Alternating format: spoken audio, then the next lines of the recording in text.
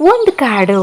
ಅಲ್ಲಿ ಮೈನಾ ಹಕ್ಕಿ ಮತ್ತೆ ಅವಳ ಮಕ್ಕಳು, ಮತ್ತೆ ಕವ್ವ ಕವ್ವಿ ಅವರ ಮಕ್ಕಳು, ಸಿರಿ ಮತ್ತೆ ಹರಿತೋತ ಅವರ ಮಕ್ಕಳು ಜೊತೆಯಾಗಿ ಒಂದೇ ಕಡೆ ವಾಸಿಸ್ತಾ ಇದ್ರು. ಈ ಹಕ್ಕಿಗಳ ಮಕ್ಕಳ ಮೇಲೆ ಒಂದು ಗಿಡುಗನಿಗೆ ಕಣ್ಣಿತ್ತು. ಅವನು ಹೇಗಾದ್ರೂ ಮಾಡಿ ಆ ಹಕ್ಕಿಯ ಮರಿಗಳನ್ನ ತಿನ್ಬೇಕು ಅಂತ ಕಾಯ್ತಾ ಇದ್ದ. ಆದ್ರೆ ಎಲ್ಲ ಹಕ್ಕಿಗಳು ಒಟ್ಟಾಗಿ ಇರ್ತಿದ್ರಿಂದ ಗಿಡುಗನಿಗೆ ತುಂಬಾ ಕಷ್ಟ ಆಗ್ತಾ ಇತ್ತು. ಒಂದಿನ ಗಿಡುಗ ಒಂದು ಪ್ಲಾನ್ ಮಾಡ್ತಾನೆ. ಕವ್ವ ಇದ್ದಲ್ಲಿಗೆ ಗಿಡುಗ ಹೋಗ್ತಾನೆ. ಕವ್ವರನ್ನ ಹೊಗಳಿ ಹೊಗಳಿ ಮಾತಾಡ್ತಾನೆ. ನೀನ್ ಯಾಕೆ ನಮ್ಮ ದೊಡ್ಡ ಕಾಡಿನೆಡೆಗೆ ಹಾರಾಡ್ಕೊಂಡು ಬರಬಾರ್ದು?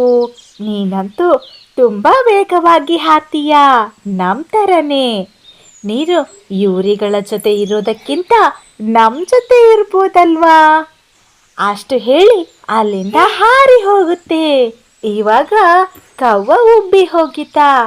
ಅವನು ತನ್ನ ಪರಿವಾರನ ಕರ್ಕೊಂಡು ಆ ಗಿಡುಗಗಳ ಕಾಡಿಗೆ ಹೋಗ್ಬೇಕು ಅಂತ ನಿರ್ಧಾರ ಮಾಡ್ತಾನೆ. ಅದಕ್ಕೆ ಕವಿ ಹೇಳ್ತಾಳೆ, ಇಲ್ಲ, ನಾನ್ ಬರಲ್ಲ. ನನಗೆ ತುಂಬಾ ಭಯ ಆಗುತ್ತೆ. ನಾವು ಇಲ್ಲೇ ಇರೋಣ, ಇಲ್ಲೇ ಚೆನ್ನಾಗಿದ್ದೇವೆ, ಎಲ್ರೂ ಒಟ್ಟಾಗಿದ್ರೇನೆ ಸೇಫ್ ಅಂತ ಹೇಳ್ತಾಳೆ. ಆದ್ರೆ ಕವ್ವನಿಗೆ ಅವಳ ಮಾತು ಕೇಳಿಸೋದೇ ಇಲ್ಲ.